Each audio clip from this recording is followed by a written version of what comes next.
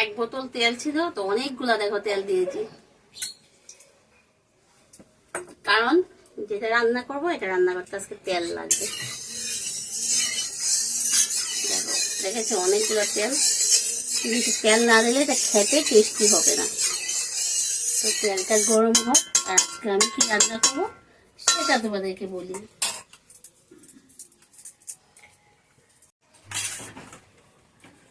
তো বন্ধুরা, দু হাতে চোখে টালমাল টালমাল করেছে। তো আজকে বানাবো হাড্ডি চারা মাংস ফ্রাই। তোমরা হাড্ডি চারা মাংস ফ্রাই খেয়েছো?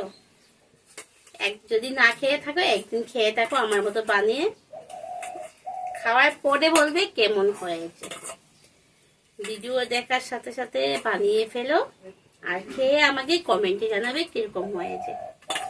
তো দেখো এখানে আমি হাড্ডি চারা মাংস জল দিয়ে ভিজিয়ে রেখেছি, এখানে বেশ কিছুটা তেল দিয়ে দিয়েছি।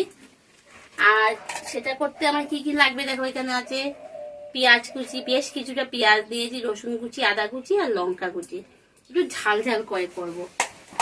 তো তেলের মধ্যে আগে পুরোনে আমি পেঁয়াজ রসুন আদা, কারণ কিচ্ছুই দিব না, যদি মানে আগে পুরন দিয়ে দিই তো ওই জিনিসটা বাজে হতে না হতে কি হবে, এগুলা পুড়ে পুড়ে যাবে।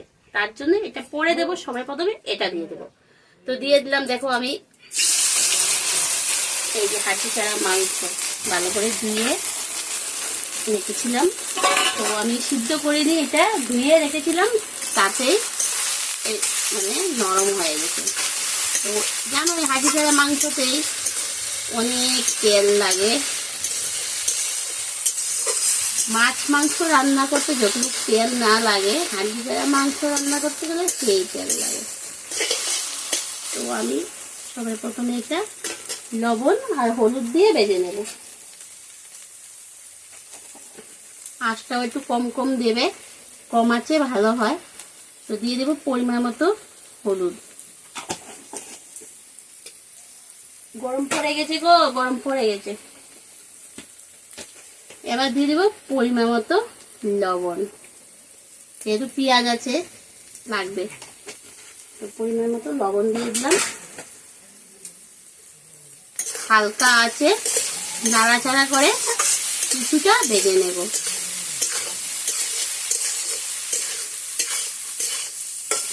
দেখেছো কতগুলো তেল দিয়েছিলাম।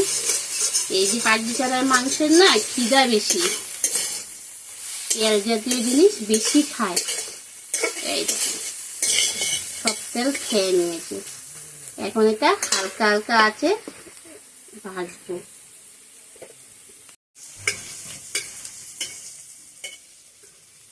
তো দেখো বন্ধুরা, আর হয়নি, পেট গুলো ভরেনি, আরো তেল লাগবে। তো আমিও আরো তেল দিয়ে দিলাম, আর পেটের মিডিলটা ফাঁকা করে আরো দিয়ে দিলাম তেল। দেখেছো এক বোতল তেল এনেছি, এক তেল এটার মধ্যে দিয়ে দিলাম।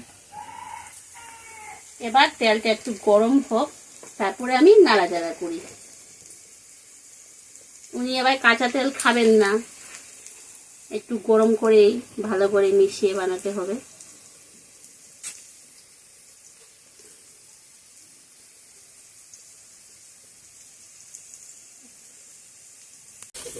দেখো আমার এই সব আগুন মুখে চলে গেছে।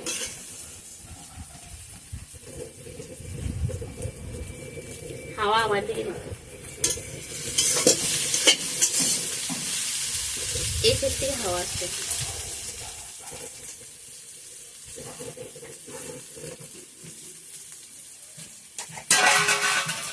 তো কিছুটা দেখো ভাজা হয়েছে। এবার আমি এর মধ্যে দিয়ে দেব পেঁয়াজ কুচিগুলো।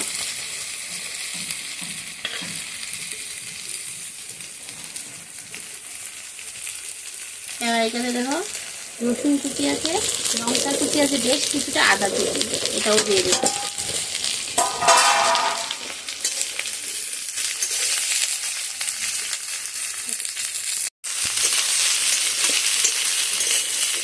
তো অর্ধেকটা ভাজা করে দিলে পরে কি হয়, এই যে পেঁয়াজ কুচি, লঙ্কা কুচি, আদা কুচি, রসুন কুচি সেটাও ভাজা হয়ে যাবে। আর অর্ধেকটা ভাজার পরে দিলাম, কারণ না হয় আগে যদি দিয়ে দিই সোয়াবিনগুলো একটু বেশি করে ভাজতে হয়, তো বাকিগুলো কি হবে, পুরা পুরা লেগে যাবে, তো খেতে আর ভালো লাগবে না। আর সোয়াবিনটা একটু মুচমুচা করে, মুচমুচা মানে কি, মুচমুচাও ভাজা হবে, অল্প এরকম নরমও থাকবে, আবার ভাজাটাও ভিতর অবধি খুব ভালো হবে। আর অনেকক্ষণ লাগিয়ে করতে হয়।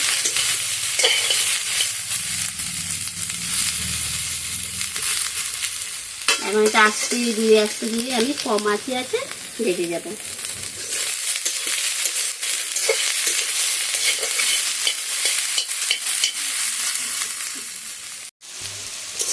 তো দেখো বন্ধুরা, এই যে হালকা হালকা আছে আমি ভাজিটা করছি।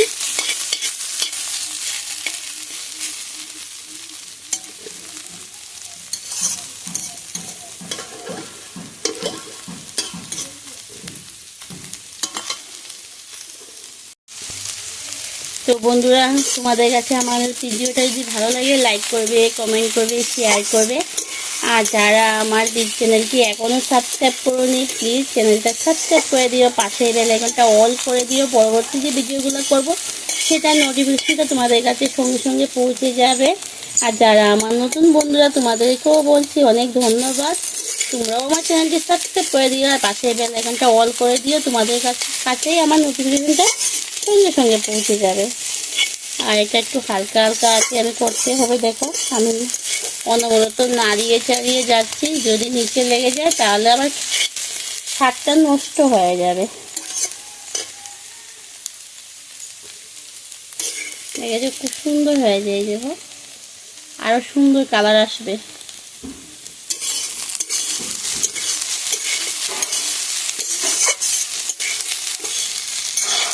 মশলা টশলার ঝামেলা ছাড়াই খুব সুন্দর একটা রেসিপি করে নিলাম,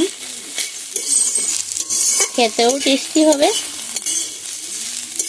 ডালের সাথে গরম গরম ডাল চচ্চড়ি। তো বললাম না বন্ধুরা, আস্তে আস্তে কালার চেঞ্জ হবে, দেখো খুব সুন্দর কালারটা চেঞ্জ হচ্ছে।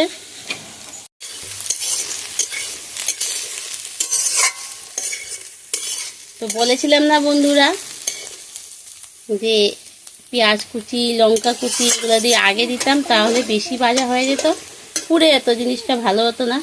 তো সোয়াবিনটা কিছুক্ষণ ভাজা করার পর আমি দিয়েছি পেঁয়াজ কুচি, লঙ্কা কুচি, আদা কুচি, রসুন কুচি, আর দেওয়াতে দেখো আমার এরকম অবস্থা হয়েছে। এটাও খুব সুন্দর করে হয়ে গেছে।